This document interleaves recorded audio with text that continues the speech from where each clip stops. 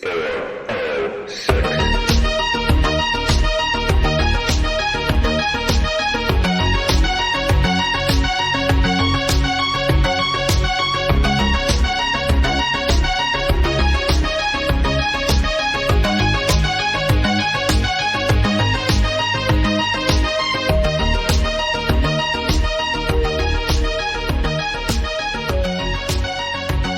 Good morning, ladies and gentlemen.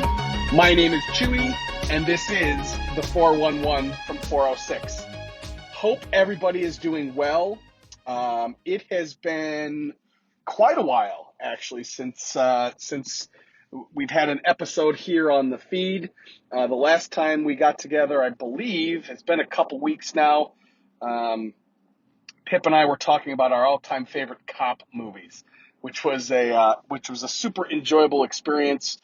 I have to apologize. We were actually scheduled to record another episode last week, actually, and I had to bail. My schedule was just sort of crazy last week, and I wasn't able to do it. So we are actually scheduled again this week. As I'm recording this, it is actually Tuesday morning. I just dropped my son off at school, and I am on the way to work. And so it's Tuesday morning. I thought I would jump on and say hello and record a podcast. We are actually scheduled to record Thursday evening. So hopefully life doesn't get in the way again, and we will be able to come back to you again. I believe the topic that we're going to be discussing is definitive roles. So, kind of movie actors that are known for a single role. So I'm looking forward to having that discussion once again with my buddy Pip.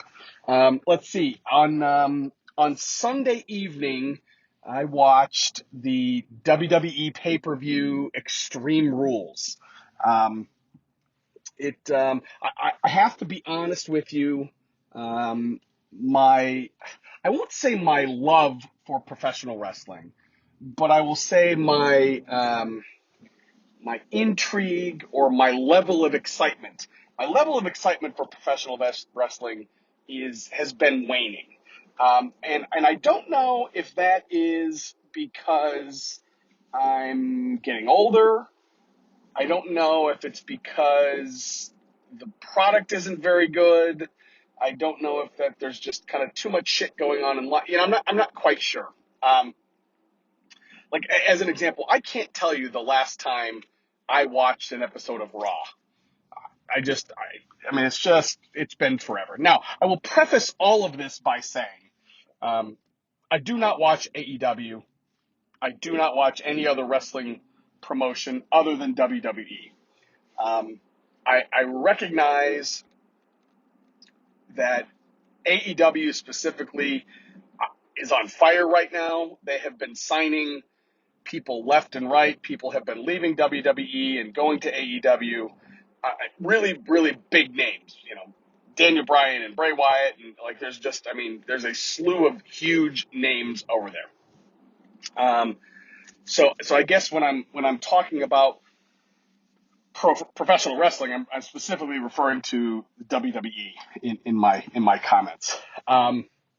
That being said, I doubt very seriously I will begin watching AEW, and it's not because I'm a WWE homer. Well, I guess it is a little bit. I just don't have the time to devote to professional wrestling these days. I've got 3 boys, all of which are in different school districts. Between basketball and baseball and athletics and parent meetings and this, that, and the other thing. And then my wife is a professional photographer, and we're in the fall, and her shooting schedule is absolutely crazy. I just really have very little time to devote to professional wrestling. That being said, again, this is a really long way around. That being said, I did sit down on Sunday night and I watched on the WWE Network, which is on Peacock these days. I watched Extreme Rules. So before I get into that, I want to talk a little bit about the Peacock Network. I understand why WWE did this. I'm sure it was a huge win for them financially. That being said, the Peacock network and the version of the WWE network that is on Peacock could not suck worse. Um, the controls are not intuitive. The searches are not intuitive. They make it really difficult to go back and watch a pay-per-view if you haven't started it at the beginning, or if you haven't started it when the broadcast started. It's just not very intuitive. I am not overly impressed with the Peacock version of the WWE network. That being said, it is still the best $10 I spend a month or whatever it is as a wrestling fan, because there is so much content available there. Again, even though trying to search for some of that stuff sucks, it's really, really difficult. But if you're a wrestling fan, an old school wrestling fan, you really cannot beat the value that the WWE network provides, even though it's on Peacock. So I sat down and I watched Extreme Rules. And you know what? And overall, it was a pretty good show. I have to, again, like I said, I can't remember the last time I watched a Raw. But with so many pay-per-views, one a month, you really don't need to watch Raw anymore, in my opinion. I understand that Big E the other night won the WWE title. On a Raw, he cashed in his Money in the Bank contract against Lashley. Okay, fine. So I missed it. I missed the title change. I watched it on YouTube. But again, it's like there just really isn't, and there really hasn't been for several years, any real compelling reason, in my opinion, to watch regularly scheduled episodic television for WWE. It's not like it was back in the day when every week you had Stone Cold Steve Austin beating the shit out of Vince McMahon. It's not like back in the day on the other channel for WCW when you had Sting and Hulk Hogan going back and forth. There just isn't any kind of long-term storytelling, in my opinion.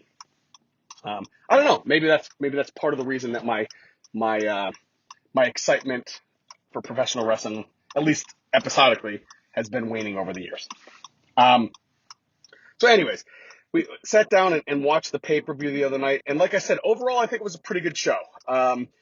We started out the night with the New Day versus Bobby Lashley, AJ Styles, and Omos.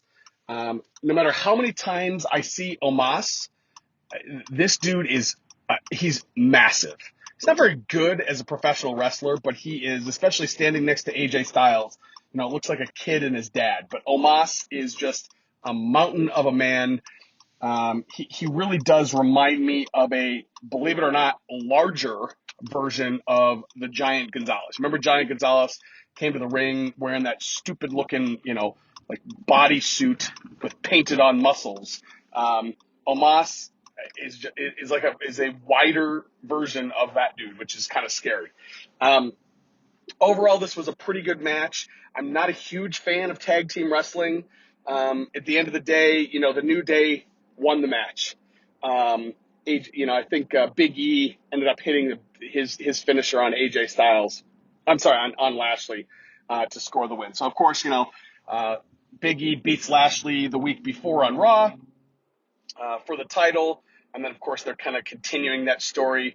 And later on in the night, they were setting up that Lashley and Big E are going to have a rematch on or the next night on Raw as well for the title. So again, overall decent match, good way to start the card. Next up was the SmackDown Tag Team Championship. It was the Usos versus the Street Profits. I could not care less about. Again, I'm just not, in general, I'm not a big fan of tag team wrestling. The Usos, I think, are pretty interesting here in that, they are kind of in the stable, in the family with Roman Reigns, who's the top dog in WWE. And so there's some intrigue around that. The Usos had won the titles from the Street Profits. Street Profits are an interesting pairing in my mind.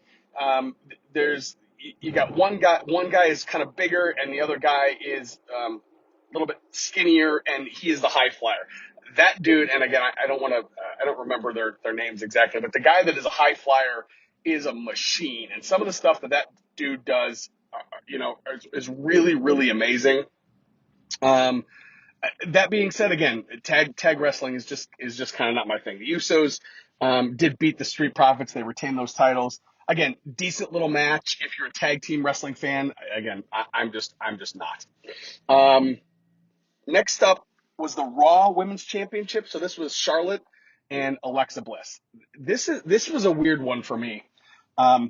Charlotte she looks completely different every single time she comes to the ring. And I don't just mean her ring attire.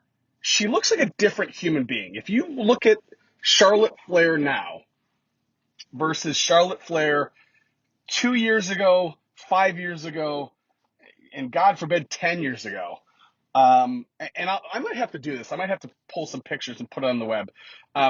She looks like a different human being. Her face, her boobs, her hair, like just everything. She clearly has had work done. She doesn't look bad by any stretch. She just looks like a different human being. She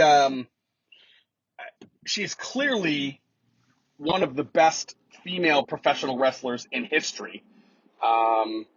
She is kind of taking after her father. I think she's won 12 titles at this point. She is the top of the food chain when it comes to female professional wrestling. Alexa Bliss was, and I guess is, one of my favorites.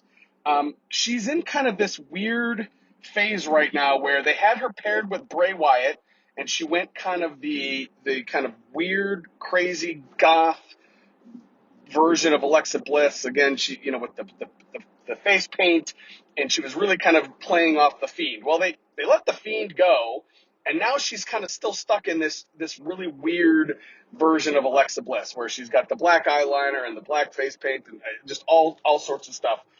And I don't know if this match played out the way it did. If I had to guess, I would say it did.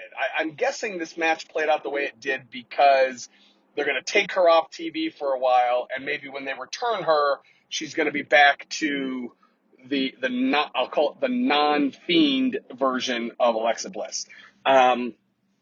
If you're not familiar, Alexa Bliss has been kind of coming to the ring lately, and she's had this doll, and she's been talking to a doll, and it's just kind of this very weird, but at the same time kind of entertaining shtick. At the end of the match, so Charlotte Flair wins the match. It was a relatively good match. Charlotte Flair wins the match, and then proceeds to rip up this doll that Alexa Bliss had. Alexa Bliss then begins to cry, she clearly had something in her mouth, like an Alka-Seltzer, to make herself kind of foam at the mouth. You could totally see it in her mouth. And the camera really kind of stayed with her and really went out of the way to show just how upset and distraught she was over the quote death of this doll. So I can only assume that they're going to make her go away for a little while, and then when she comes back, she will be repackaged either as some new version of Alexa Bliss or kind of back to the old version. But I have a feeling that, especially with Bray Wyatt leaving the company, I'm guessing that that's part of the reason that this match kind of went the way it did. Next up was a match that was better than I thought it would be, quite frankly.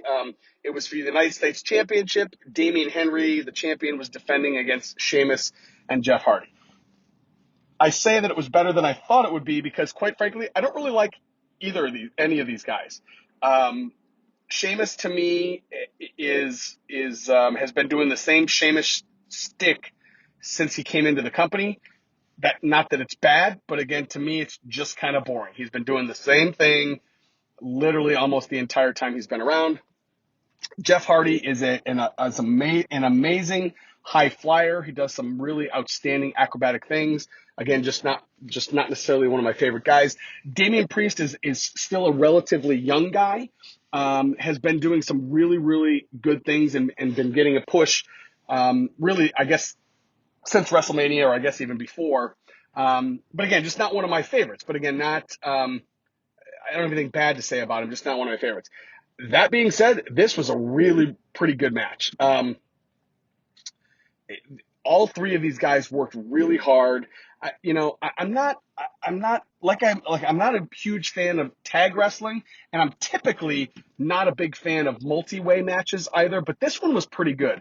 Part of the reason that I don't like multi-way matches is, it's almost like the guys are typically working to try and find a way to get two guys isolated so that they can have just kind of a one-on-one wrestling match. They did a pretty good job in this match of not making it so obvious that that's what they were doing. At the end, Damian Priest ends up winning this match, retaining his title, which I think is a good thing.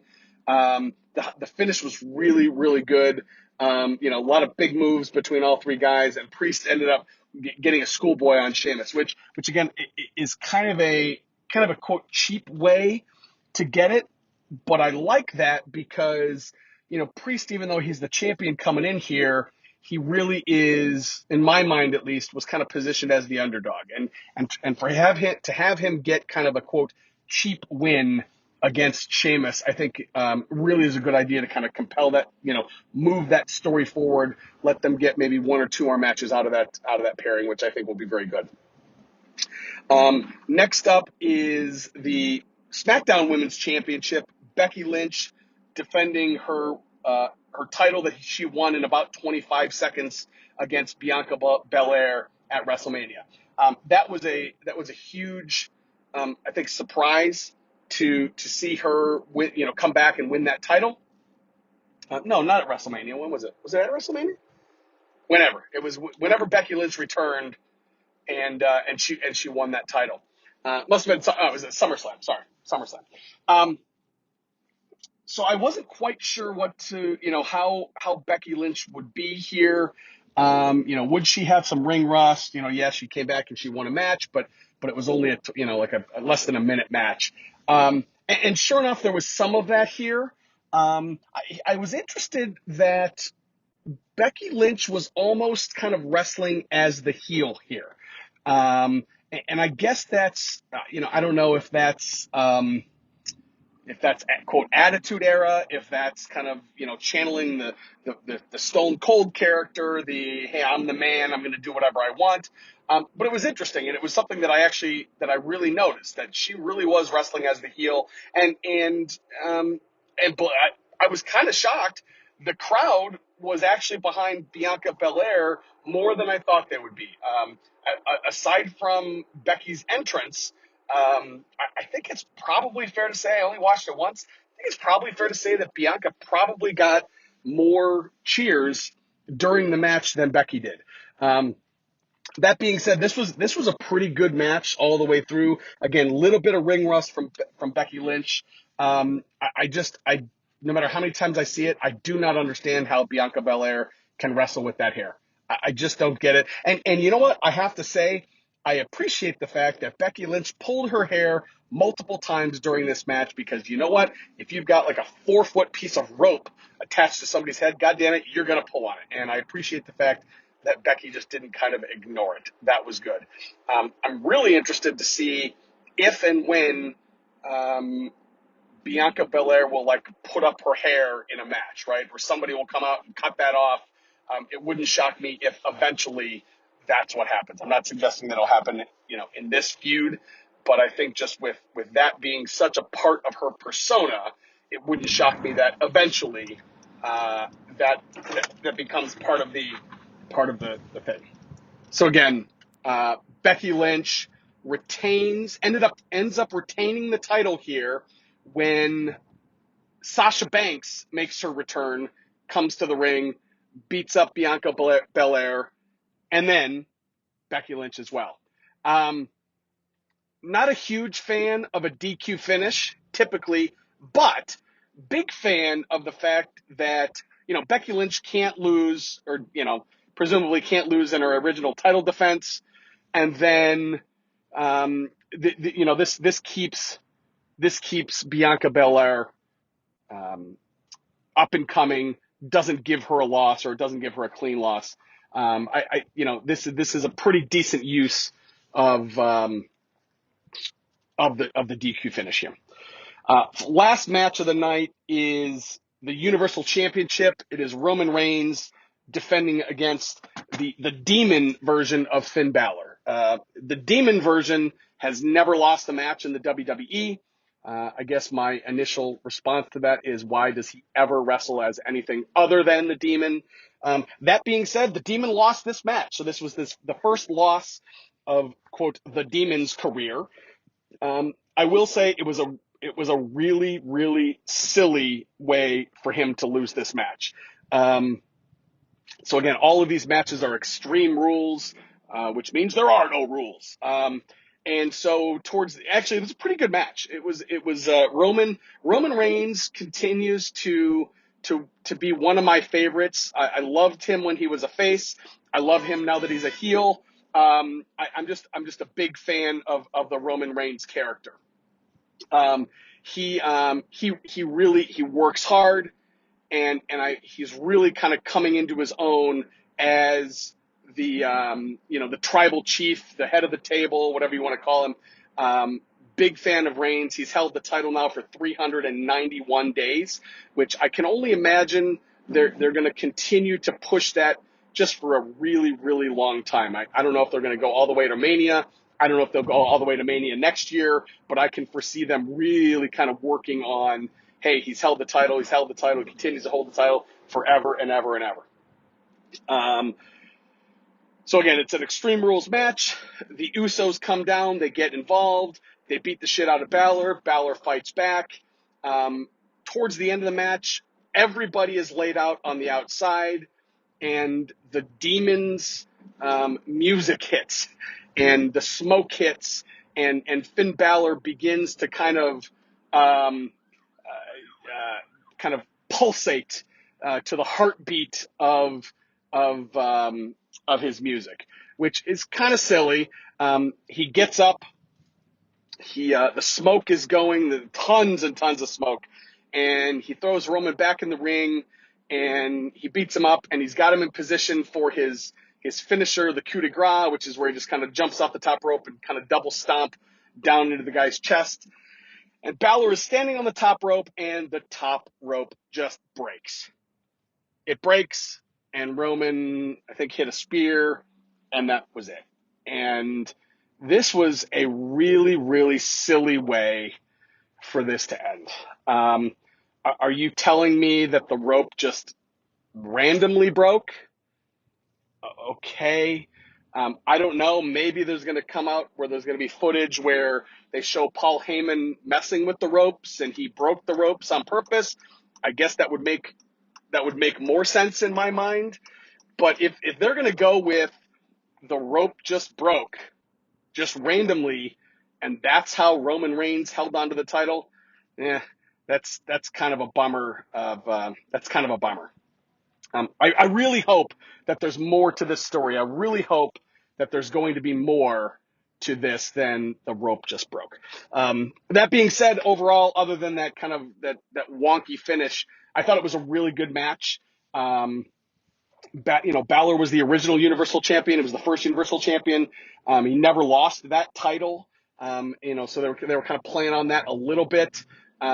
Kind of bummed that they would have the Demon persona lose, but I guess he's got to lose eventually, right? I guess I would have preferred that if he's going to lose, that he would have lost like legitimately, as opposed to this kind of wonky, the top rope breaking finish. So overall, a decent show. Again, it was one of the it wasn't one of the main pay-per-views, the big the big tentpole shows, but I thought Extreme Rules was pretty good. When you have a pay-per-view like this with no rules on anything, that can kind of be that can kind of be overdone. I don't think they really did. Yeah, they used some tables and they used some some kendo sticks and that kind of thing, but it wasn't overly done. It wasn't in every match. So yeah, I think overall this was a pretty good show, worth watching. I would definitely give it a thumbs up. I don't know. I don't know if this is going to kind of get me back into watching. Certainly didn't make me watch Raw on Monday. I don't even know if Big E retained his title. But I guess that's part of the beauty of being a WWE fan in 2021, in that you've got every month a pay-per-view to look forward to. So until next time, like I said, Pip and I are planning on recording this week. I hope we can make that happen. Until next time, this has been Chewie. This has been the 411 from 406. We'll talk to you soon. Have a good one, folks.